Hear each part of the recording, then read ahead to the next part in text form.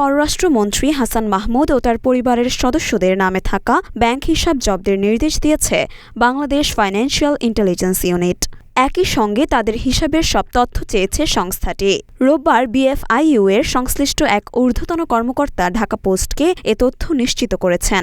BFIU এর পক্ষ থেকে ব্যাংক আর্থিক প্রতিষ্ঠানে পাঠানো চিঠিতে বলা হয়েছে, হাসান মাহমুদ, তার স্ত্রী নুরান ফাতেমা ও মেয়ে নাফিসা জুমাইনা মাহমুদের ব্যক্তিগত ও ব্যবসায়িক অ্যাকাউন্টের মাধ্যমে সব ধরনের টাকা তোলা বন্ধ থাকবে। সাবেক এ পররাষ্ট্রমন্ত্রী বাংলাদেশ আওয়ামী লীগের যুগ্ম সাধারণ সম্পাদক। তিনি নবম জাতীয় সংসদে চট্টগ্রাম ৬ আসন এবং দশম ও একাদশ জাতীয় সংসদে চট্টগ্রাম ৭ আসন থেকে নির্বাচিত হন। তিনি এর আগে পরিবেশ, বন ও জলবায়ু পরিবর্তন মন্ত্রণালয়ের প্রতিমন্ত্রী এবং পররাষ্ট্র মন্ত্রণালয়ের প্রতিমন্ত্রী হিসেবে দায়িত্ব পালন করেছেন।